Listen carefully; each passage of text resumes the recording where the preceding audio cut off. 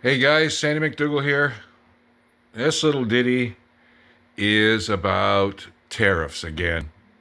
But this is tariffs, that Donald Trump is putting on us for Canada and Mexico, but affects Americans big time and us to buy a car because of tariffs. And this is the complication with trying to figure out what the costs are going to be. And I think it's one thing that should always be exempt because North Americans, we drive cars. So the total car industry should be left alone. You want to fight about other things, but it's way too complicated. We've done it way too long, especially between Canada and the United States. When you look at Detroit and Windsor, I mean, you're 20 minutes apart from each other. Parts go back and forth all the time to get this done, that done. Anyway, here's what other people have to say about it. It sounds straightforward, but of course, when you look at a motor vehicle, a single part, like a screw or a bolt, may be incorporated into a larger component. Now, I don't need to argue that any of this is impossible.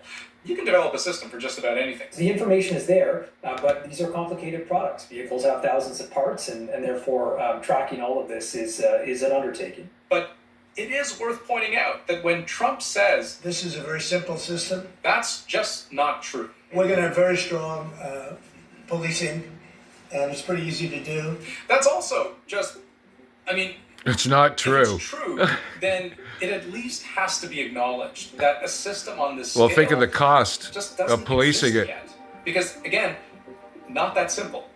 An average internal combustion engine vehicle being Here. sold in the United States has up to 20, often more than 20,000 parts in it. So there's going to be this kind of unrealistic attempt to kind of identify which part is made in America, which part is not made in America, how it came back and forth across the border. This is insanity in terms of policing this. Now, despite what Trump says, this is something I assume he understands. According to the White House, USMCA-compliant automobile parts will remain tariff-free until the Secretary of Commerce, in consultation with U.S. Customs and Border Protection, establishes a process to apply tariffs to their non-U.S. content. So, translation, they still need time to figure this out. But meanwhile, stock markets dropped sharply. Yeah. Workers are being warned. And don't forget all Donald's friends devastating, made and shitloads of money in 2 consumers are on days. notice to expect higher prices. Enough to hire back But you know everybody which that car he company fired. may stand to benefit most from this new provision? And Or guess maybe this. suffer the least. Tariffs are going to be good for Tesla, sir. Good for who? Tesla, which makes it Well, he is a fantastic Tesla. Will tariffs be good?